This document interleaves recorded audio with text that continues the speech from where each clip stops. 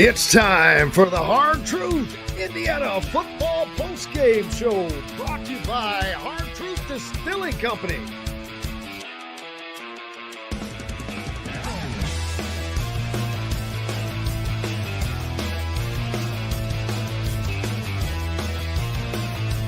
Now, here's Coach Shannon, Griffith, and Jim Coyle.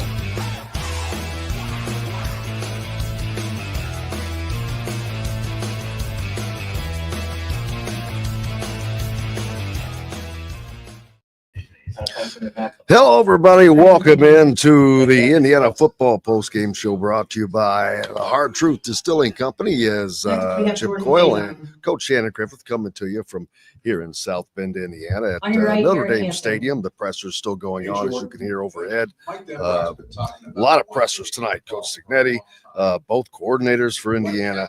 The players were just now starting their pressers, and I'm like, all right, I can't wait anymore. I've got to get back upstairs, and had to come back up here because we have no field access during the CFP. But it's a good thing, because I promise you, my ass was not going to be down there on that field. It is cold, ice cold, but kind of like Indiana's offense was tonight. But appreciate you being with us, no matter when, where, and how you're listening. Glad to have you guys as always. Unfortunately, this is the last post-game show we'll have on the season, as Indiana loses here tonight in South Bend to the Fighting Irish. And they, to put it in a nutshell, Indiana just got beat, Coach.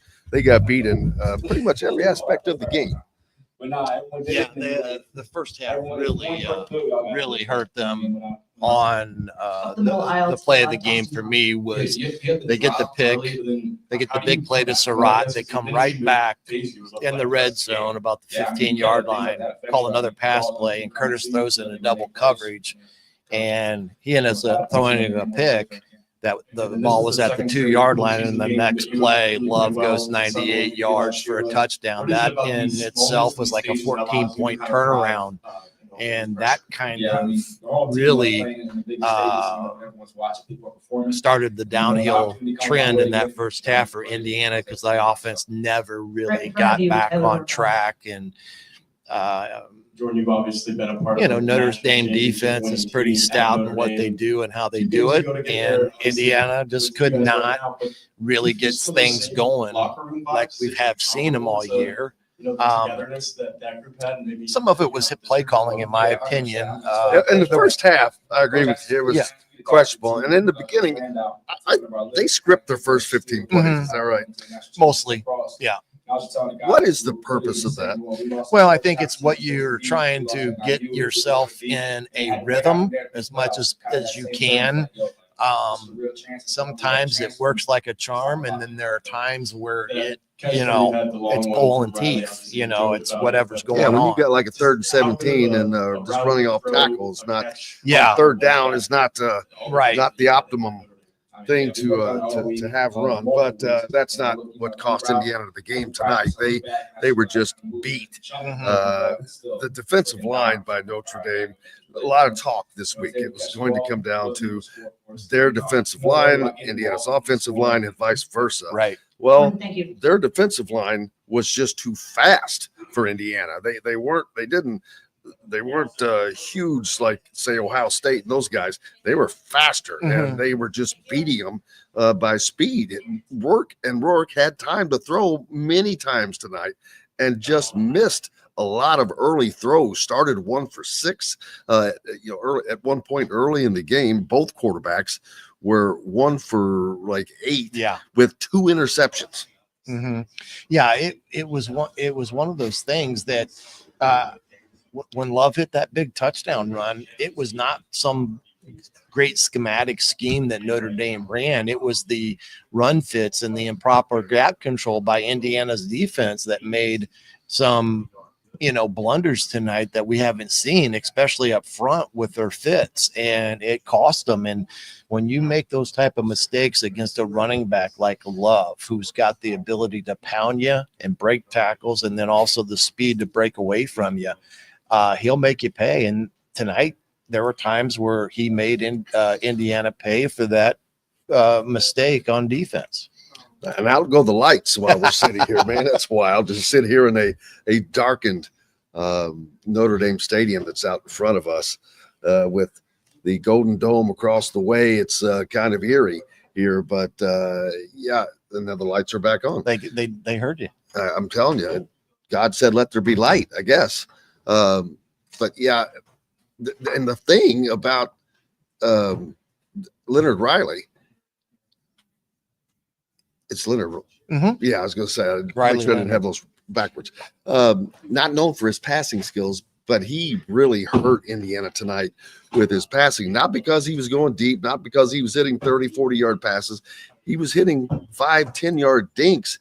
He was taking what Indiana gave him. Right. And it hurt Indiana because he connected on a lot of those. Yeah, and then that Williams kid broke some tackles when they did the dumps, checking down to the running back. And then you add to the fact that he had some escapability when Indiana had some pressure on him and he was able to break contain. And again, you cannot let that kid outside of you because when he's out on the perimeter, he can run the football and runs effectively. And that's one thing with Notre Dame today. They never really got Notre Dame off schedule enough to really force Notre Dame into situations where they are uncomfortable. But vice versa, Notre Dame put Indiana behind schedule quite frequently in that first half. And what ended up happening was then you get these 50-50 balls. That's a list. That's just stuff I kept writing down throughout the game. And I'm like, oh my God. When I got done and looked at 2 pages full of stuff, and I'm like, holy crap. Right. It hadn't been like that. But well, this is my note. I do a note tablet. There you go. Oh yeah. Have all the plays in the we game. don't have time to go through all that one tonight. No, Thank God we'll have instead of having post-game shows going forward, we're going to have something. Come to Jesus moment. Well, no, we'll continue with something, because the great thing about this, and as you can see people commenting, enjoying the hell of a season that Indiana had, this is not a flash in the pan. This is something that's going to continue. It has staying power. It's going to get better, actually. Mm-hmm. They're going to get better players. They're going to get guys that are faster that they didn't have tonight. They're going to get guys that are stronger. Nothing against the guys they have. They played their ass off. But at the end of the day, Notre Dame has better players, and it showed. Michigan, Ohio State, they just have better recruits, but that's coming. There's no doubt about that. That's coming, and we look forward to that. But, again, a hell of a season. Oh, wow. Indiana ends up in the college football playoffs, the first one, and losing to a really good Notre Dame team is nothing to be ashamed about, and they can hold their head high. They didn't get blown out. They battled back. They battled. They never stopped. And but yeah, I have a list. I've got a long list, and it starts out simply saying Notre Dame was just better. Yeah, and they were better in every facet. They were better in their scheming. Their defensive scheme. They did not try to overdo themselves. They didn't do anything crazy. They didn't blitz as much as Ohio State, I didn't think. But they almost didn't have to. They were so quick, and they were causing so much disruption for Curtis Rourke. But like I said, even when he had time to throw, he was missing those throws early. Right. Indiana was doing okay running the ball, but nothing of substance, not of subsistence nature. They couldn't really get off the schneid there.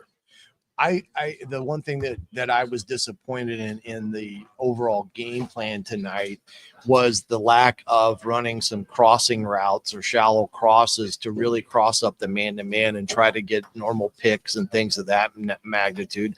Almost what USC did against Notre Dame, because that's the film that they had to study going into this game. But everything seemed to be to the outside. And but hey, like you said, Coach Cignetti knows now that he's been through a full year with this ball club and in the Big Ten and now in the college football playoffs. He's seen Ohio State, he's seen Michigan, and he's seen Notre Dame and what they have. And now he realizes, look, this for us to elevate us to be on that level, we're going to have to elevate our own talent and recruiting. And hopefully some of the doors will open with some of those kids as well as the portal. But I do think he'll have his blueprint like we talk about all the time, and he'll work it and adjust it and try to go and find those type of kids and players that they're not going to need to have to be able to compete at the level of these type of teams in college football playoffs. We knew it was going to be tough coming in here anyway. I mean, going on the road, playing Notre Dame in Notre Dame Stadium, that was a tall task to start with. But I legitimately thought that they had a chance to win this game. oh yeah, I don't think there's. But I've got to be honest with you, they didn't get blown out, but they just didn't. Once the game got going and Notre Dame got up those 2 scores, right. It was like, that's when they started. It's like they were in mud. Right. They just could not gain traction. And you just kind of saw what was coming. But again, they were never out of it. It was just like, if they score here, they're only down 10. It was like that way for a long time. They just could not manage it, but they hung in there till the end. Yeah. And thanks for all the kind words from everyone. We appreciate you guys very, very, very Absolutely. much. So appreciate you being here with us all the time. So we're grateful for that. We look forward to it. We're grateful to be able to do it. Very happy to be able to do it. So thank you guys. Most importantly, let's see. Someone, absolutely, Terry. Appreciate you. Let's see. When Jim speaks, nobody listens. Nobody listens. That I assure you. Notre Dame was just bigger and stronger. That's a fact, man. Well, it wasn't bigger. It wasn't bigger. Like I said, their defensive line is not big. They're fast. They're athletic. Yeah. They are built differently. Mm-hmm. Their linebackers are oversized safeties. Mm-hmm. And that's just. And they played an aggressive man-to-man defense on the outside, even though those 2 guys were a sophomore and a freshman. They're playing at an elite level that, Indiana hit some towards late in the ball game, but, they did a heck of a job in their coverage scheme in that first half that really just kind of shut it down. I mean, Surratt had 1 catch, I think, in the first half, and that was it. And that was the big play down on the 50-50 ball. Bob says, how many teams with winning records did Indiana beat? Well, however many that were on their schedule. But is it Indiana's fault that the reigning national champion did not have the year that people expected, that the reigning national runner-up didn't have the year they expected? That a Nebraska team that was 5-1 and ranked at that time, you can't control that stuff. So there's not that this was not a good team. Indiana is as good or better than a lot of teams. They're just not better than Notre Dame. They're not better than Ohio State. But those are 2 of the elite teams in the country. And in this era of parity, being an elite team is something, and it separates you. So Bob, I don't agree with you. And as far as the SEC, the SEC can just go jump in a lake, dude. Alabama lost to Oklahoma by scoring 3 points, an Oklahoma team that had a losing record. So I don't have any sympathy for the SEC. And then it's as if the SEC just wants it to be the SEC Invitational. And I'm like, why don't they just have their own tournament? Yeah. And just let it be that. And, there'll be an SEC champion and a rest of the world champion. And that should make the SEC folks happy. But who knows? Strength of schedule. Well, you know what? Let's see. I think Texas and Indiana were very close in that. I think Notre Dame's strength of schedule is 6 spots different than Indiana. Yeah. So, again, Indiana was 67th, and I think Notre Dame was like 58, 57, something like that. They lost 2 games to 2 teams that are in the college football playoffs. So, yeah, that's not an argument I'm even going to deal with tonight, but appreciate you being on with us anyway, though. Troika says along the line of what Coach, I didn't hit it, what Coach Griff was saying, I think we needed better offensive strategy considering the second half of OSU in 2 weeks to game plan. Well, in those games, I'm not sure it was strategy. It was not a failure to make adjustments. Mm-hmm. This game, I do agree that I don't know what the strategy exactly was. I don't know that they were prepared for the quickness of Notre Dame, their defensive line, just like at Ohio State. Apparently, they were not prepared for the noise, which is a little surprising. And it was a big stage. And I started to get that feeling again when James Evans, and not to put it on him, the punter, but he couldn't punt the ball to save his life tonight. I mean, he couldn't kick it in the lake from the beach. I was like, what is going on? I don't know if it was the cold weather, but he had a couple of really bad shanks. Yeah, he struggled there in the first half mightily. He really didn't start kicking it really well until about the second half. Part of the reason tonight, you can look at it from the standpoint, part of it, may have been Indiana's schematically what they were trying to do, maybe didn't pan out the way they had visioned it. But the other thing is, and I think you've alluded to this, you also got to give Al Golden and that defense a lot of credit too, because, they are very disruptive in what they do. And when you have man-to-man coverage and you're trying to throw the ball to the outside and you get caught in the 50-50 ball game, you're not going to have a high percentage of completions doing that. And I think that's Notre Dame made Indiana fall right into what Notre Dame wanted. In other respects, Notre Dame enforced their will on Indiana on both sides of the ball tonight. Well, there's no question. And there's also no question they got out coached in some respects. And that's easy. And that's not a slight to Indiana. Notre Dame has Al Golden as their defensive coordinator. He's a former head coach. As a matter of fact, I learned something tonight. He scored the last touchdown by an opposing player before in the last game that was not on NBC, I think. Oh, gee. He played for Penn State, scored a touchdown, and Penn State would have ended up winning that game. But just some information that means nothing.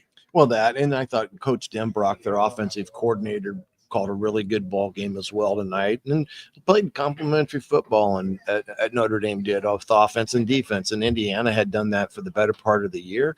Notre Dame disrupted that tonight, and like I said, they really imposed their will on Indiana. And it's just one of those things that some of it's a talent, some of it's not, preparation, and some of it was kids making mistakes, and that's going to happen.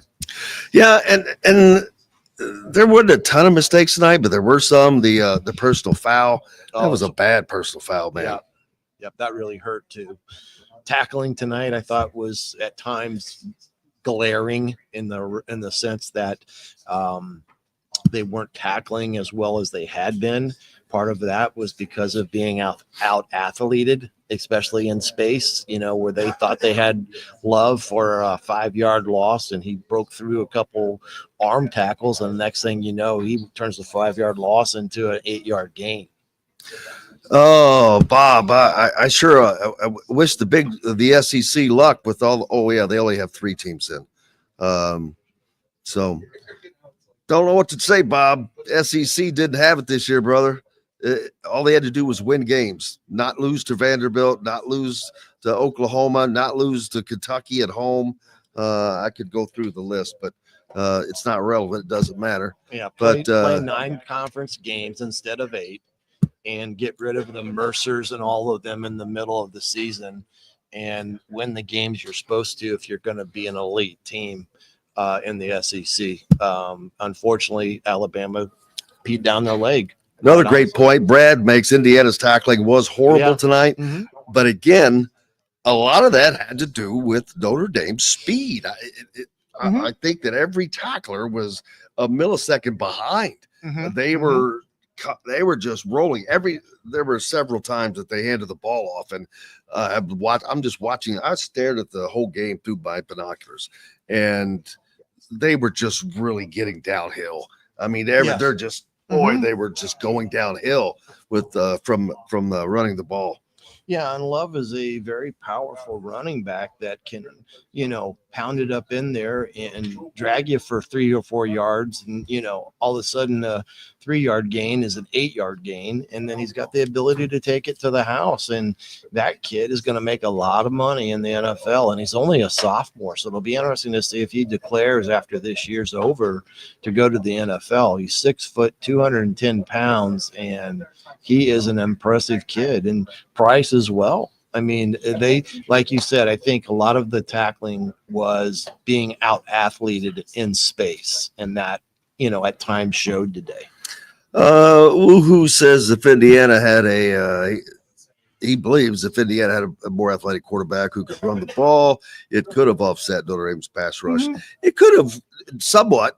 I don't know how much difference it would have made, but there's definitely a difference because Riley Leonard was just a pain in the ass. Yeah. Indiana got to him several times, but they couldn't get him.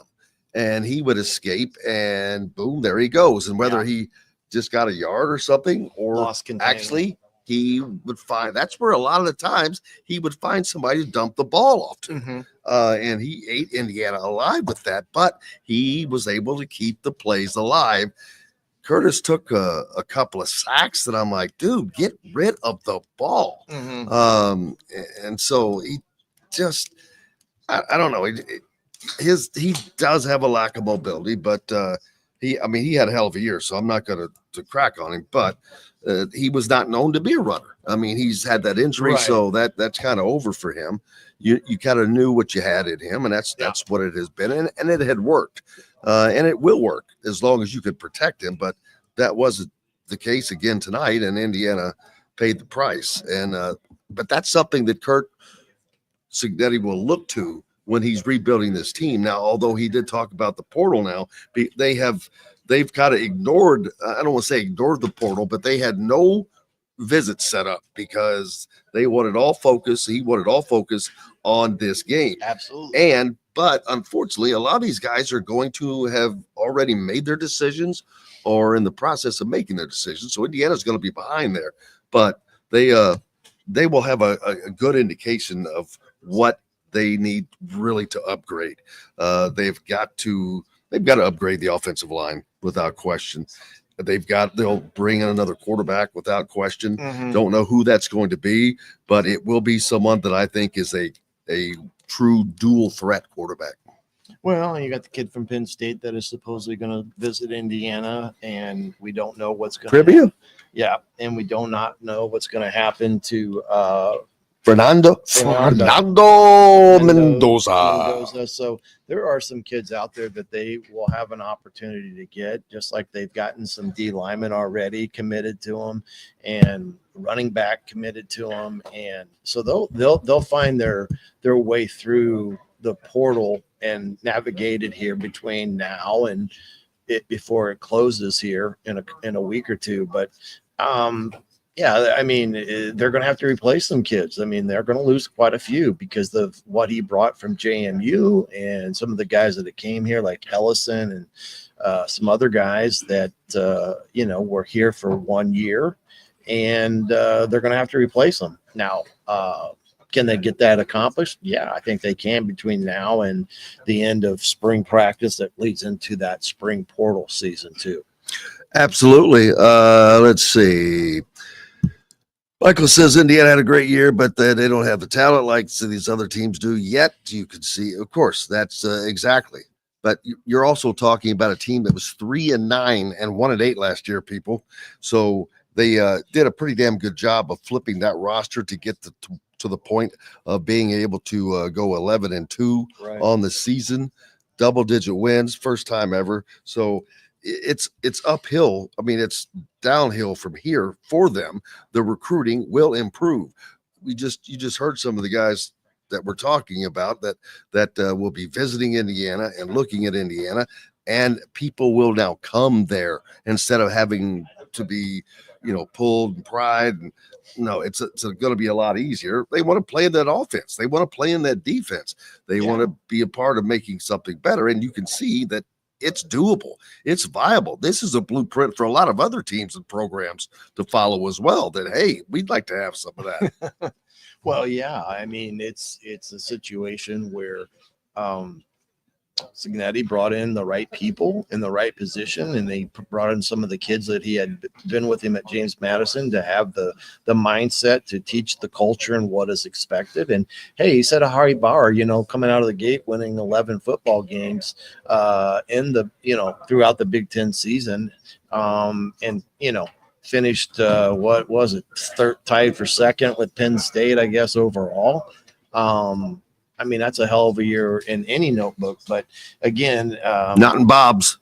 Well, yeah, but here's the thing that's happened with everything that regarding to scheduling and stuff. We are now in the mega conference era.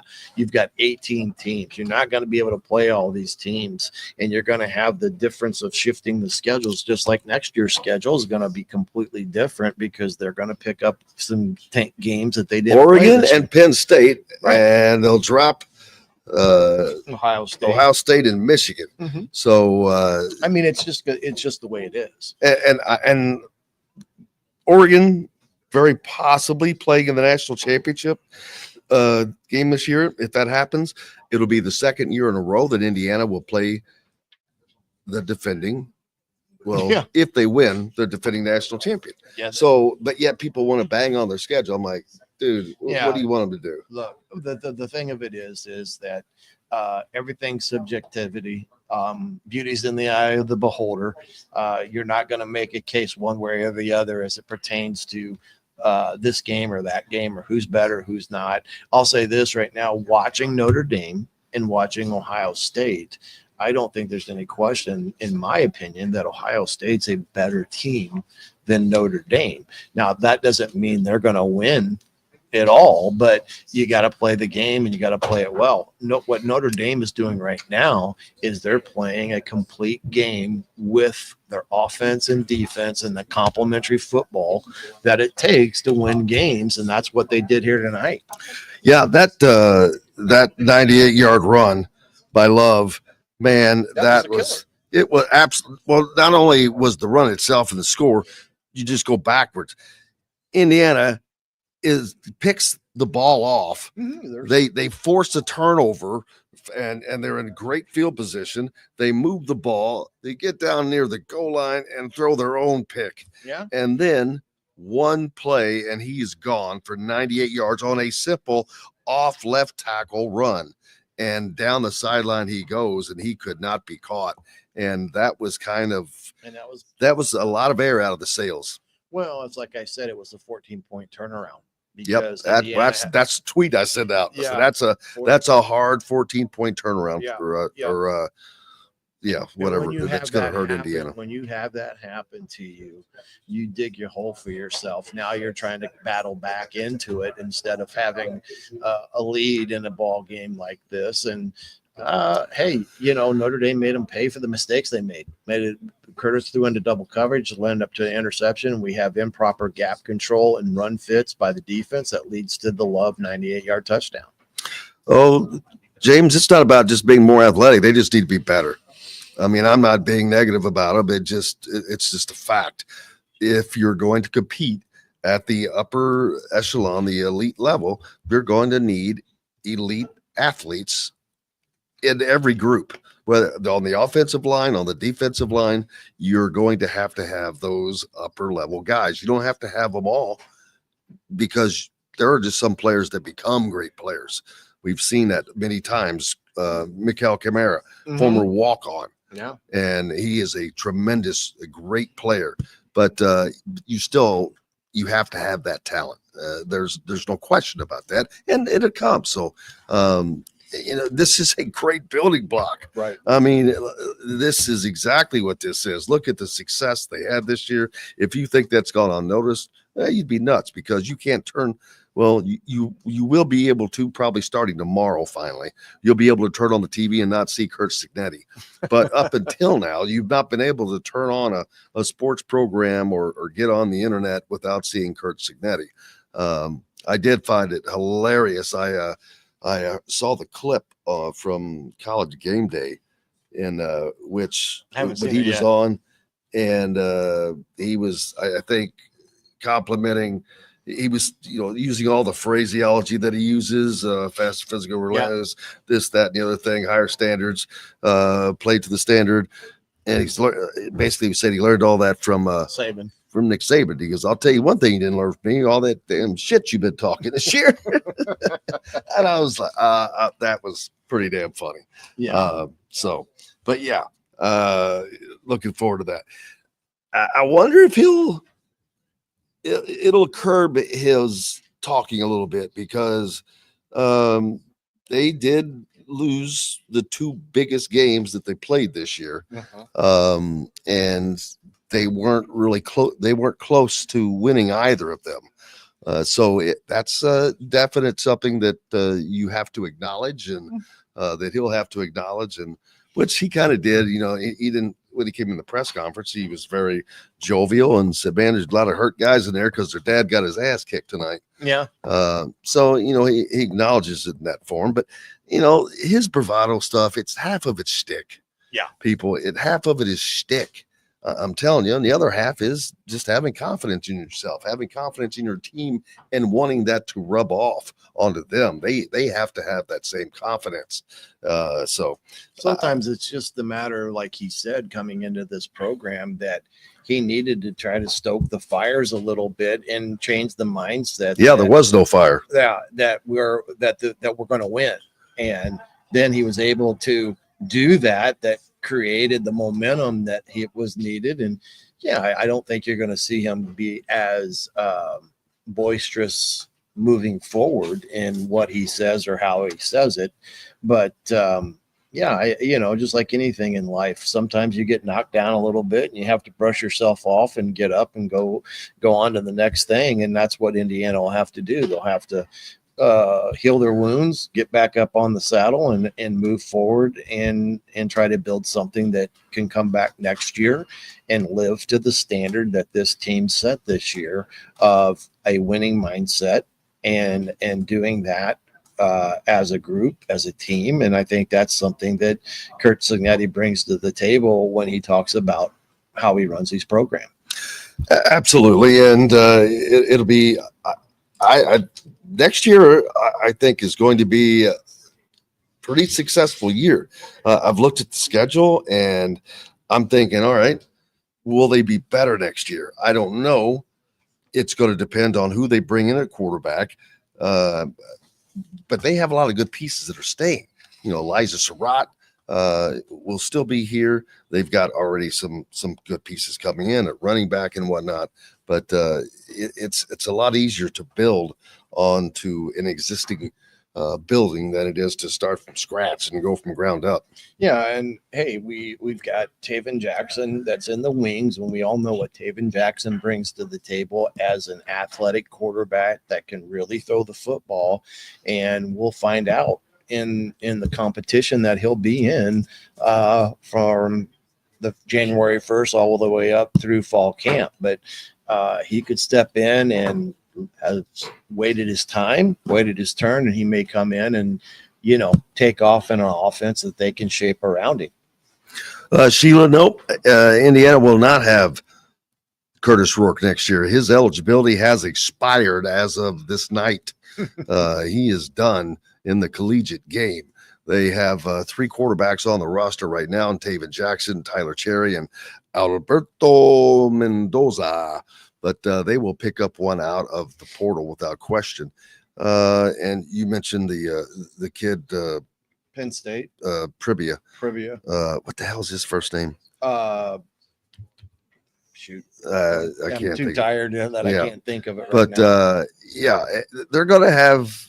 Who doesn't want to come play in that offense? The excitement that you see. They're a good team. They're going to be a good team again next year. It's not like they have to rebuild. They just have to reload. There's a difference. Rebuilding is that's what Coach Cignetti did this year. And he's already hired a quarterback coach that's coming from the good one. NFL that's going to bring in, a philosophical approach that he has. And that in and of itself is going to draw. That's honey. Yeah, right. That's going to draw a lot of flies. Yeah. And so meshing him with Coach Shanahan and the rest of the group and Bobstead that did a phenomenal job with this offensive line. And you look at how they were a year ago and how they played all the way through up to the end of last year and then into this year, just a phenomenal job that he did with an offensive line that he kind of piecemealed together. I mean, the kid that they got that's coming in is going to bring in that mentality of NFL experience and add to what Indiana's doing. Don't worry. And if Indiana's 11-1 again next year, I assure you they will be back in the CFP because that means they will have either beaten Penn State or Oregon. Yeah. So that will take care of that right there. And you don't know who else is going to be good next year. Oh, yeah. That's the thing now in college football. You never know who can rise up. Now, some teams are getting pounded. Maryland is going to lose a lot. Their quarterback's in the portal. They've already lost a running back to Indiana. Yeah. Boy, now that's when you're in trouble. When you're losing your guys like that, you're not trending. Indiana is trending, so they're getting those guys. And you've seen one guy enter the portal. Mm-hmm. That is amazing to me. Plus, we got E.J. Williams out of the portal, which I think if they can get him back involved with this wide receiver group, that gives them some length on the outside and just adds to that wide receiver room. Absolutely. And but the fact that they one guy in the portal, are you kidding me? Yeah. In this day and age? Exactly. It's amazing. And because you think that people aren't making a run at Elijah Surratt? Oh, yeah, there's always tampering going on. I'm sure there's a lot of people that would like to have Surratt and what he brings to the table because he's a strong-handed receiver, and we saw it tonight with the plays that he made tonight. Well, you keep talking because I got to scroll up and look for something that Five Left's commented on. Oh, well, I think there's your answer to Priblia. I think it's Bo. Yes, that's it. Thank you. Yeah, I think that's who it is. But, yeah, it's a game tonight that you just kind of have to tip your hat to Notre Dame and what Coach Freeman has done. And what they had a great game plan. Yeah. And he's got two really good coordinators in Golden and Coach Denbrock. Denbrock's been around for a while. Was at LSU last year, coached a Heisman Trophy winner. Leaves there to come to Notre Dame because he's been here. This is his second trip here to Notre Dame because he was here with Kelly for a little bit. And I tell you, he does a great job of putting his players in great positions. And he's not overly complex in their philosophical approach in their game plans and stuff because he is one of those guys that less is more, and he gets every bit of talent out of the guys that he's got playing for him on the field. Five, just reposted, man. I can't find it, and it's too hard scrolling through all that stuff. Sorry. Just repost it on there for me. Fundamental Bear. Yeah. Well, next year will be a test for Indiana, no doubt. Like I said, they pick up Penn State and Oregon. But this year they had Washington and Michigan on their schedule, two teams that played for the national championship. And it just didn't happen to work out that they had the seasons they expected. Don't know what. I mean, do I think Oregon will be decimated in some way? No. No reload. They've got all the money. Yeah, so they'll just reload. Yes, and they've been good for a while now. But It's Penn just State is Penn State. They're not going to be bad. So it'll be interesting. But because both of those games are both of those games on the road? I know Oregon is. And maybe Penn State too. I think maybe you're right. Maybe I think both of them are on the road. Yeah, those are going to be very stern tests. But and you can lose both of those games and still be okay, especially if those teams are both top 5 teams. Well, you're not supposed to win those games, right? I mean, if you do, it's great, but you're I guarantee you they won't be favored to win them. So why is it such a negative thing when you don't win those games? Now you can't get your ass kicked. No, right. You've got to have a showing, and you got to play it tough. And hey, look, I think the stage that Indiana has been on twice now in the college football playoffs here at Notre Dame and the game at Ohio State, kind of showed some of the the growing pains of playing on an elite stage. And I think tonight we saw some of those, maybe a little bit of the big eyes, out there on the field tonight. But hey, you can't get there and not learn from it and take that learning and moving forward. These kids will have this experience to rely upon, and they know where they're at and what it's going to take to try to get themselves back here. And that's the thing.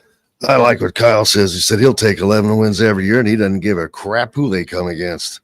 That's the attitude to take, buddy. In Division I college football now, if you can get 11 wins, you're winning. Yeah, you just play the games that you have on your schedule, and you try to win every single one of them. And Indiana this year did a heck of a job of doing that for the most part. And it'll continue. I really believe that it's just going to get it's going to be interesting to see this program grow over the next couple of years, to see the recruiting get better. It's not going to all happen at once. I mean, he's not going to have a boatload of 4 stars next year, and you have to start getting 4 stars. I understand that this team is made up of a bunch of great, gritty, mid-level guys, but guess what? That's why they came up short against Notre Dame. That's why they came up short against Ohio State. You've got to have more than that. And that's just the long and the short of it. You've got to be able to match talent, and then exceed that talent with the type of play that Coach Cignetti breeds. Yeah, and this recruiting class that they've got coming in, I believe they do have 1 4-star in it as a true freshman. Brian Baldwin. Yeah, and you don't know how many of those kids are ready to play and step up and be a factor in next year's plan on either side of the football. And that's the beauty of every year. I've always said that graduation is healthy. When you're going to lose kids through their time period being over and they're moving on, but that allows you to provide the opportunities of those kids that have been in that second team and third team room. They now get that next shot on top of what gets brought in a competitive edge. And I think that's the one thing that Coach Cignetti has done. He's created a competitive environment that these kids are competing against each other, and that makes them better. And it provides them the opportunity to get better each and every day. And that's how the Notre Dames and the Georgias and the Alabamas and all these schools do it. I mean, Nick Saban said it today. You come in as a freshman for 2 years. You may not play as a true freshman, but by the time you're a junior, you're going to be ready to play and probably be in the NFL because of what you've competed against in practice every day. And that's what Coach Cignetti's got to do, is create that competitive environment. Brad asking, did the announcer say that Rourke is the 5th rated quarterback in the draft, or did his beverages kick in too much of the time? I think I heard him say that it was 6th. I thought I heard him say, but yeah.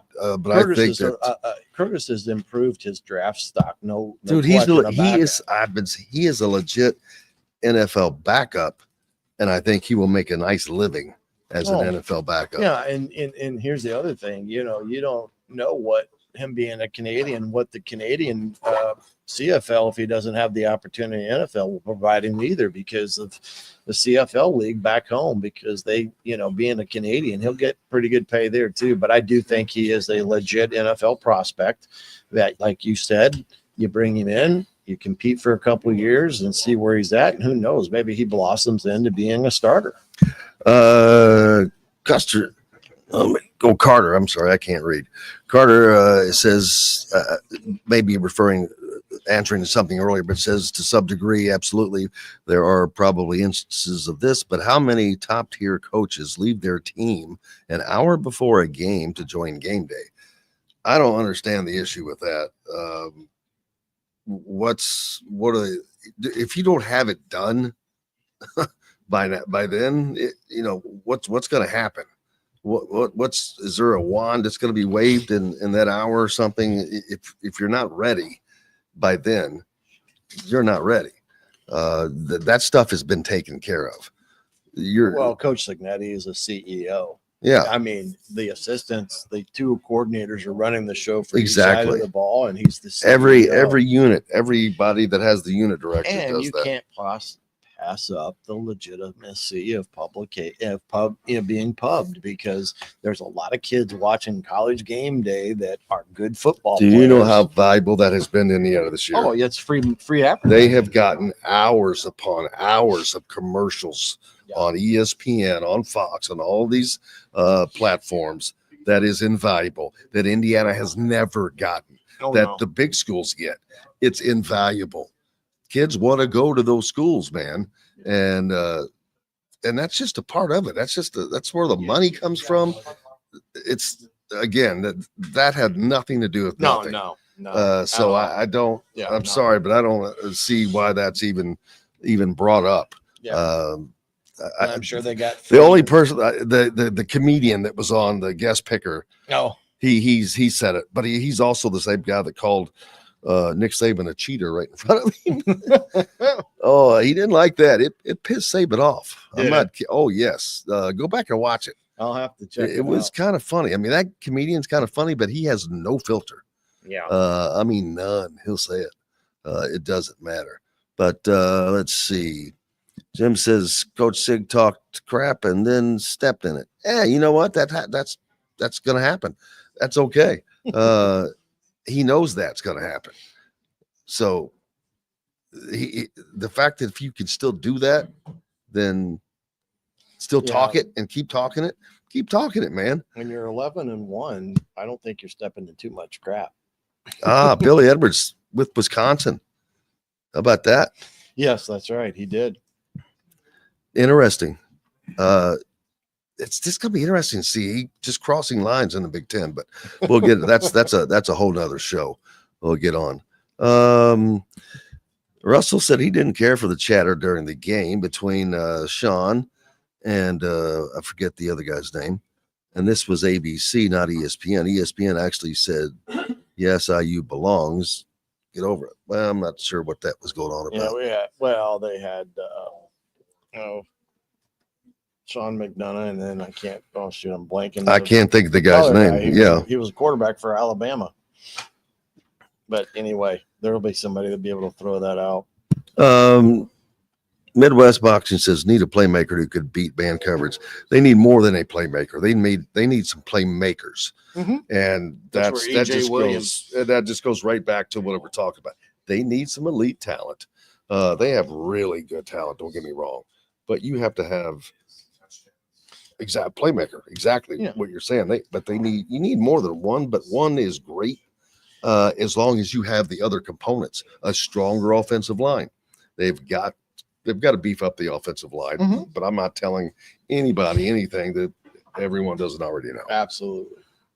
And that's where EJ Williams can be a factor because he's got length and all that. And unfortunately, Donovan McCauley didn't want to sit around and wait his turn again. And that kind of took away some of that length on the outside as well.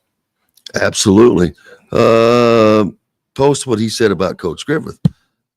Dude, I don't know. Did I miss it again? I said about Coach. I don't know what he posted. I hope it's good. One would hope, but I don't know what it was. So just keep posting it, brother. Eventually we'll see it. I missed it. What do you guys think of non-conference games next year? I think they suck. They absolutely suck. Jim asking that.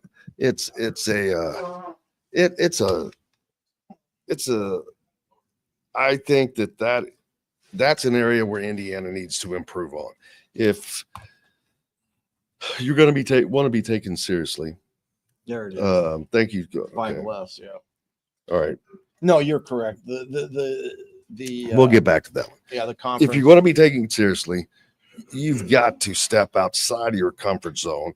And now, like I said, they're going to be playing Oregon. They're going to be playing Penn State. They're going to be playing 7 other Big Ten games. Right.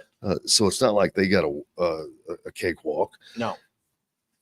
But I still think that, like, if they'd have had that Louisville game on the schedule this year, that would have been a big difference maker. Yeah. A huge difference And maker. they made a decision there to not play the Louisville game and picked up the 8th home game, and it turned out to be the right thing at the right time. But that doesn't mean it should be done every year.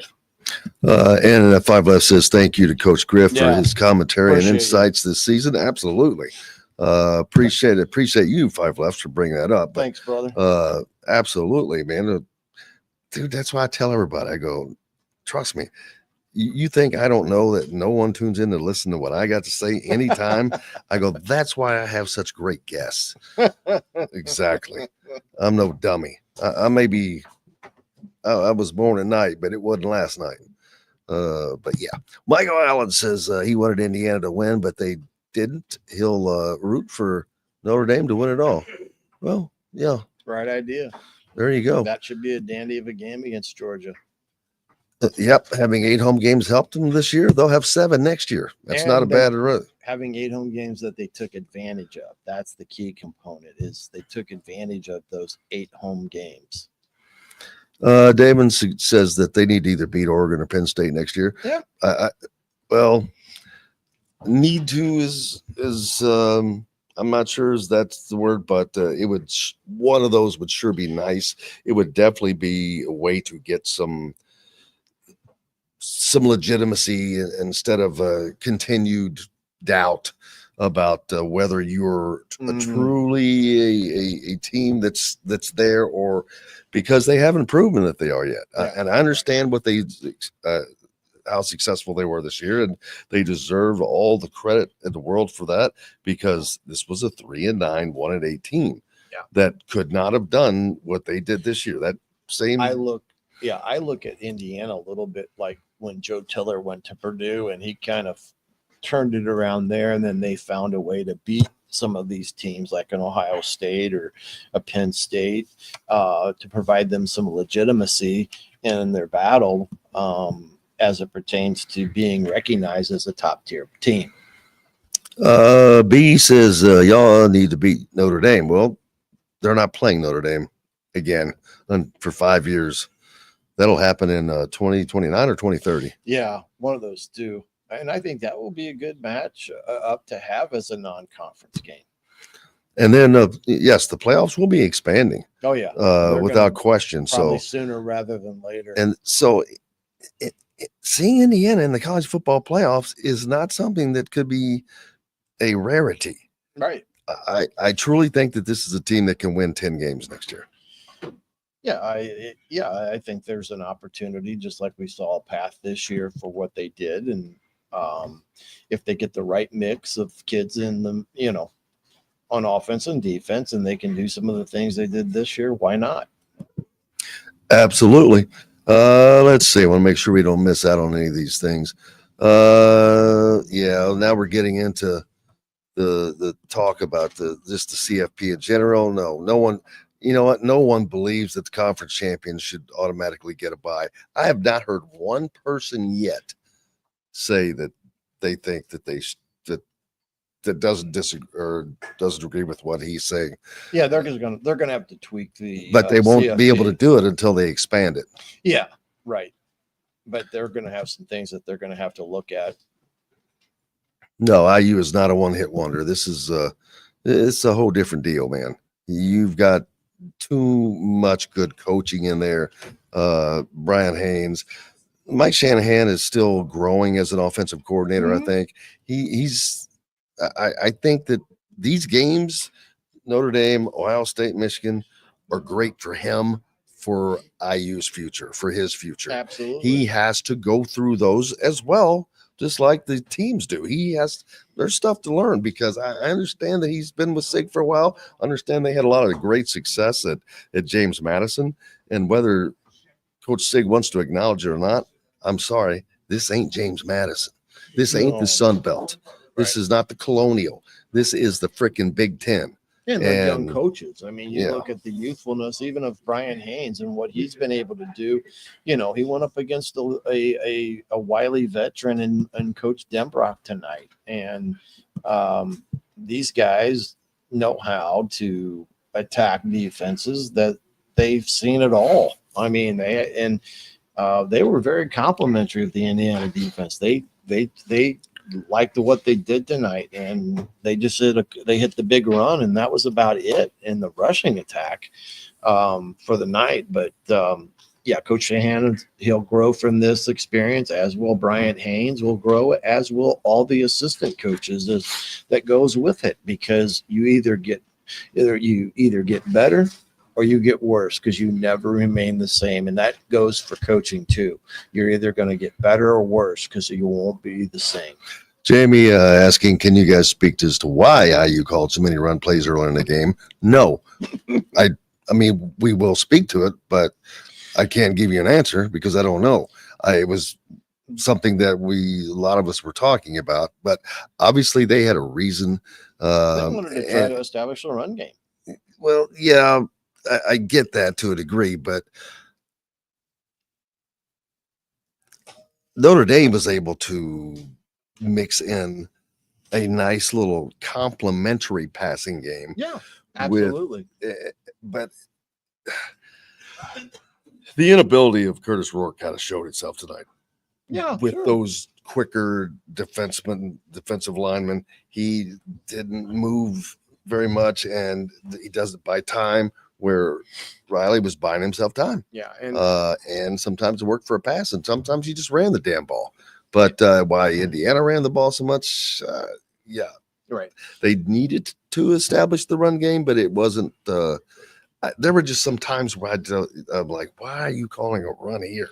Well, and the other thing is they're built on the RPO game as well. So we don't know how many of those runs were actually RPOs that Curtis handed off into. But the RPO game against teams like Notre Dame and Ohio State wasn't as effective to a degree, even Michigan in the second half, because they went to man, and you're not going to get a clean look in the RPO game when you're playing man to man and loading the box. So those are things that Coach Cignetti and Shanahan will look at and learn from, because they've got to find ways to still be able to do what they need to do, whether that is on different sets, whether that's bringing in a couple tight ends to balance the front. That's the one thing that they didn't have, that dual tight end type of setup.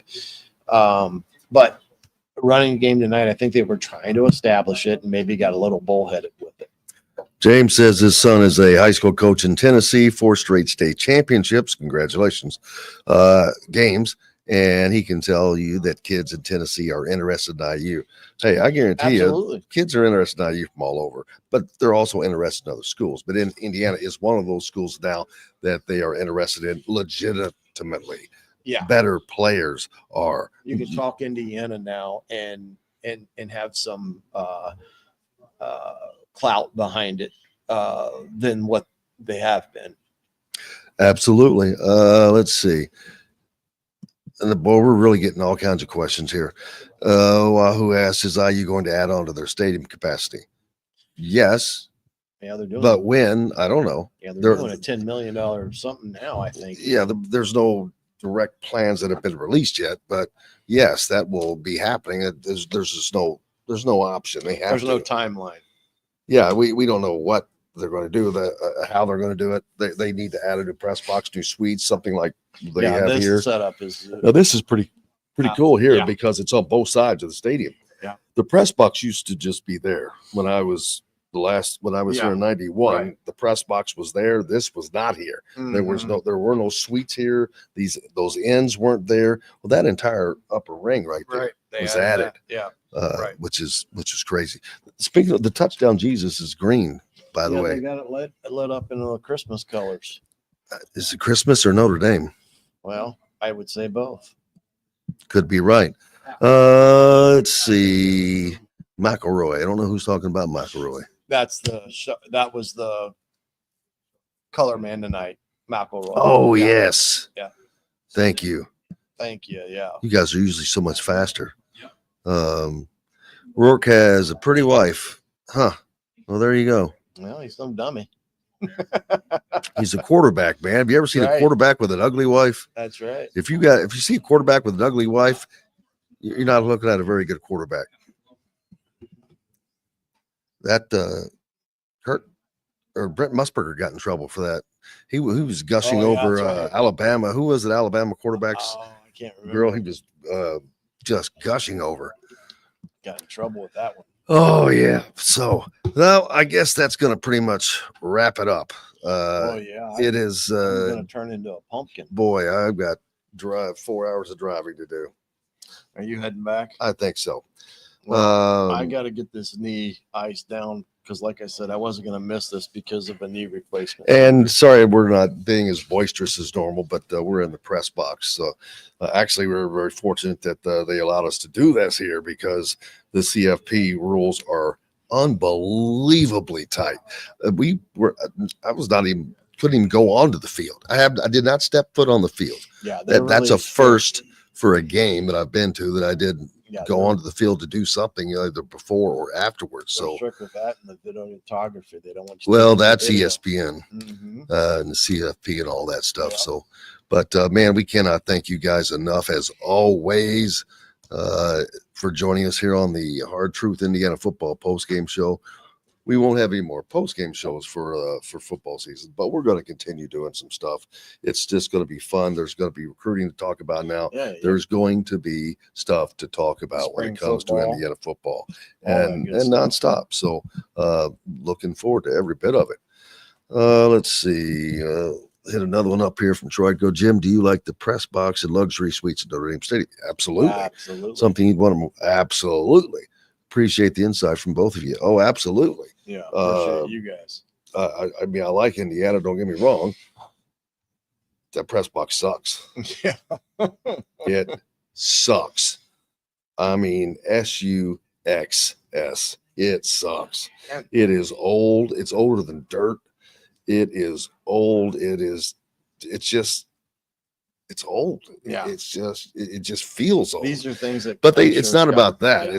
It's more about they need the suites. They need to add more capacity. They need to fill in the corners on the south end with seats. That stadium needs to hold at least 68,000. They're around 53 now. So they've got to add. And Scott Dolson has that. And he knows that. It's, I mean, that's in the works. But they're probably in the planning stages of that somehow. Money. Dude, they got a lot of money. Hey, it takes money to make money. And if you build more seats, that means you get more asses in the seats. Right. Well, winning helps that. Let's see. What helped you guys were 7-0 before Oregon was.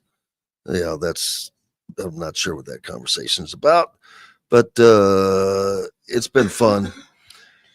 It's going to wrap it up for us, man. Absolutely. It's been an hour, and I could go on here as we sit here and look at it's snowing. The Golden Dome, the snow falling over. It's kind of I got to be honest with you, it's kind of a cool sight. We're sitting here looking out over the field. Oh, it is. With the Golden Dome in the far distance there. Right. But Indiana's football season comes to an end finally as Kurt Cignetti opened up his press conference tonight by saying all good things come to an end. And it has this season, but that's okay because every team's season ends with a loss except for one. That's right. Don't ever forget that. Everybody loses the last game except for one team. So hopefully next year they can build onto that. And you know what the worst thing about this is? I said this to someone earlier, and I'm serious. The worst thing about football season being over is now we got to look at cover basketball. And it's amazing people were clamoring to get to the basketball season out of all the Indiana seasons prior, but now not anymore, baby. They want it to stop, but it's been fun. I appreciate being on. I appreciate the people in the chat. And as always, but hey, I'll be back. Coaches, I was going to say he's on with us every Thursday, but this is just kind of cool to get to do these. Glad you got to come down for this as well. Absolutely. One of those special occasions. I'm not going to lie. I was looking forward to going to New Orleans and covering Indiana the Sugar Bowl because I was thinking, hey, Georgia's quarterback's out. Yeah. Notre Dame could roll right by them. But who knows? It'll be interesting. It will be absolutely interesting. Cannot thank you guys enough, man. Y'all are amazing. Cornelius. Oh boy, you got some people that are just having fun. No worries. Y'all enjoy it. It's been great. Thank you guys so very, very much. Make sure you come back on Monday for Indiana Sports Beat Radio each and every day during the week, 5 days a week. You can, if you're not in one of the areas where we're on in radio in Evansville, up in Hammond, Chicago, or over in Fort Wayne, Absolutely. you can find us on YouTube all the time or the podcast route as well. But that's going to wrap it up for the coach, Shannon Griffith. I'm Jim Coyle. I will see you on the radio.